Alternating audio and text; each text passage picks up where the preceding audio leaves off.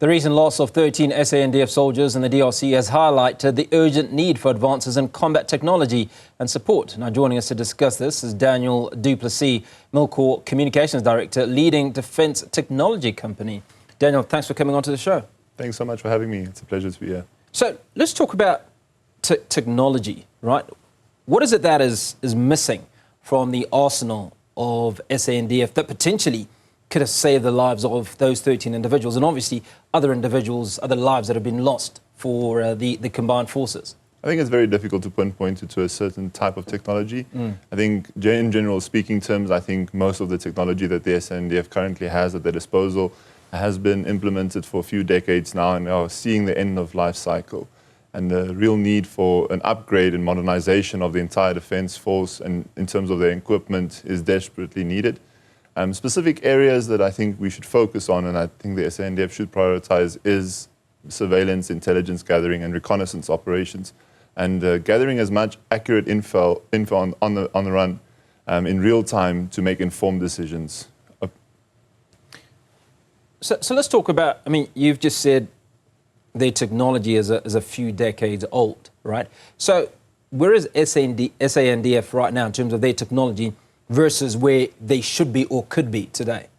I think one of the major things is that there's a misconception that the South Africans in general do not have a defense industry, and I think it's shifted in somewhat. Working for Milkor as a private company as well, we've seen that shift, that a lot of these technologies still exist and they are very alive and welcome in South Africa, most of them being exported to other countries but not being used by the SANDF as a general thing. So in terms of being far behind, I do not think that the SANDF is behind. I think it's just a priority of implementing the systems that they have available that can be locally supported by the industry in South Africa. So I don't know how much you know about the M23 rebels, but obviously being in the industry, you might be able to give us some insight. Now, they're allegedly supported by Rwanda. They're dealing with an army of not just SANDF, but combined forces, right? So ordinarily, when you talk about rebels, the assumption is that these individuals that are picking up guns and are coming in and fighting, but they seem a lot more organized. Just now, what do they have attacking the SANDF and obviously the combined SADC forces that we don't have? I think one of the major things that they have is they have access to black market weapon systems, and these systems are quite advanced. Whether or not they're supported by any foreign country is only speculation at this point, and I'm at no position to make a decree on that.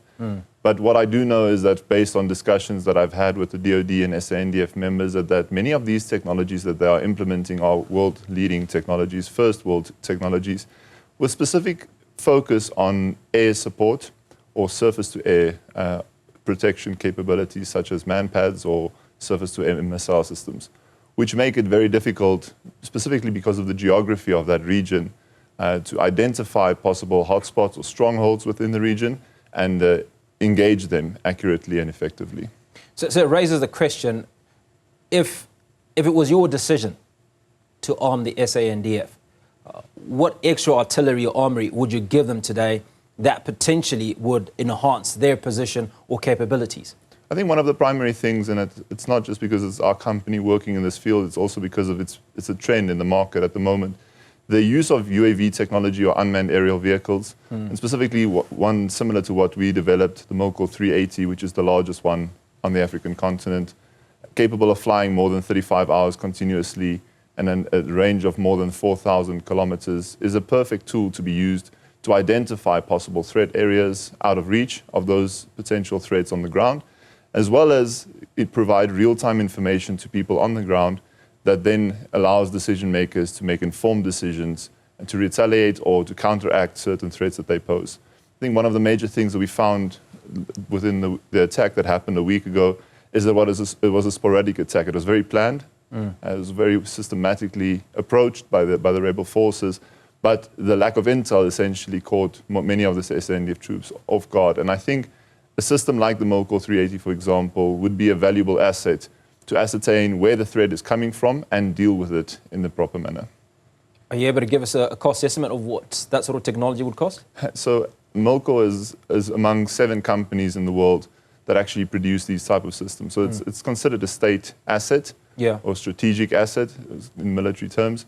Therefore, we do not deal with costings directly. However, we have made it known to the SANDF and to the DoD that these systems are available, and we are more than willing to assist them in supporting them into implementing it as quickly as possible. So maybe, Daniel, the conversation we should be having is, are those costs prohibitive? Are those costs worth not incurring at the expense of the 13 troops that have succumbed and potentially more? I think you need to prioritize and also make sure that when you engage in a certain type of operation, be it a peacekeeping operation or as a response of a static deployment, whatever you go into battle with or whatever operation you're trying to achieve, the success and the outcome thereof will be determined by the training you've received as well as the equipment that you have at your disposal. Now, I do believe that the SANDF troops have been sent out without the proper equipment they need. And I think, therefore, the cost discussion is something that becomes a subsequent discussion that needs to be had. The primary focus should be, are your troops well enough enabled to go and perform the operation they need to have? There has been a slight decrease in the budget compared to world market trends. There's a lot of regional conflicts around the world. And we've seen an uptick in defense expenditure, more in the range of 3% of the GDP of whichever country. It could be in Europe and Middle East and Asian countries as well, where South Africa is still around, I think, 0.75 or even less than that percent over the last few years, or the last 15 years or so. And it was confirmed by Deputy Minister Olumisa. Now, there are discussions that there will be an increase in defense budget, which is a welcome thing, both by, I think, the South African defense industry, who are reliant as South Africa as their primary client, but also on the whole security and defense cluster and experts that sits around these things, observing regional instability. It is necessary that you equip your troops with the right equipment, and therefore it does allow for a larger budget to modernize your outgoing systems. Now, you've talked about intelligence, right? And from my layman's understanding, intelligence comes probably in multiple formats. But one of those is to establish potentially what it is that you're dealing with, right? So when you're going into war, or when you dealing with an opponent or an adversary, you want to know what it is that you're going up against, right? So that's the first issue. And the second issue speaks to the terrain. Right. From what we gather, much of this area where the fighting is occurring is in a jungle, right? How prepared was the SANDF for this before they went to war? I mean, when we start talking about intelligence, from what you understand, were they sufficiently prepared? Is there more that they could have done? I think in terms of equipment, they were underprepared. In terms of retaliation and firepower, I don't think that they are under-equipped at all. We have world-leading howitzer cannons and artillery support, world-leading manufacturer of ammunition and armored vehicles. I think it's more to do with... But you need to know where you're firing it, right? Exactly. You need to have sight of whom it is you're attacking if it's going to be any use to you. So I think in that front it is actually something that needs to be touched on. It's both on air support and intelligence gathering using air assets. So, for example, a UAV can fly autonomously for a long, extended period of time and identify, but not just with pictures, but also with geographical information and synthetic aperture radars, for example, that can be implemented onto the system, that then allows you to gather a full spectrum overview of the geology, the type of assets they might need, and the potential threats. There's also some discussions that there's a lot of decoys that the rebels have set up to lure the SANDF's efforts away from the actual primary targets. And unless you have proper aerial support with the capability of using air systems to gather as much intel as possible, it'll be very difficult to address all of these potential threats in a similar fashion. So I think that's one area that they could improve on. Another thing is also the support element to it. So obviously logistical support, the proper nutritions that they need to obviously do their operations, and logistical and spare parts essentially for all the equipment. And I think being in that environment, which, like you said, is a really thick jungle environment, it makes it very difficult to deploy these support elements, and it's something I think that also should be addressed. Okay, just a final question before we let you go, Daniel.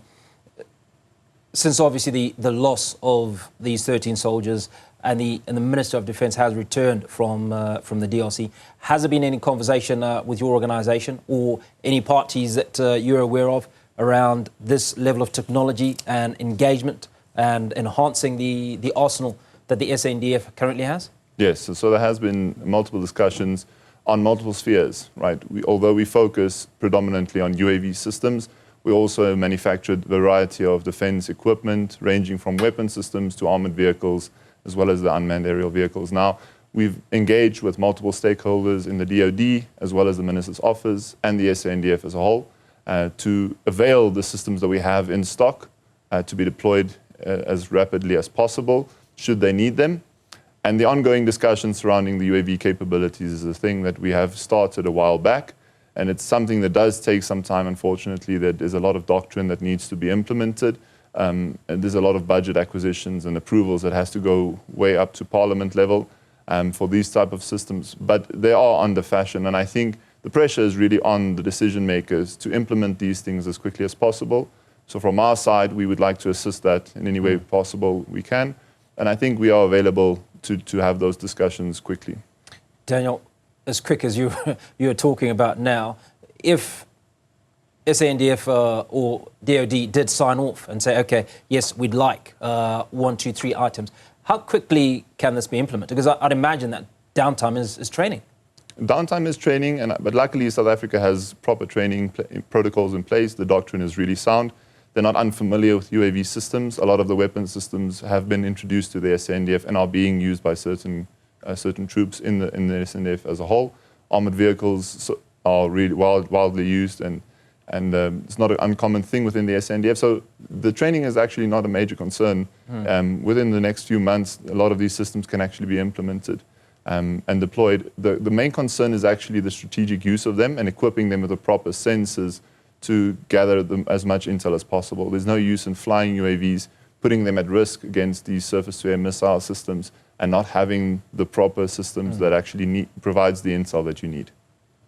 Daniel du Plessis, Milkor Communications Director, a leading defence technology company, walking us through some of the gaps, and as far as technology is concerned, that the SANDF may need to equip themselves with if they are to perform better against the M23 rebels in the DRC.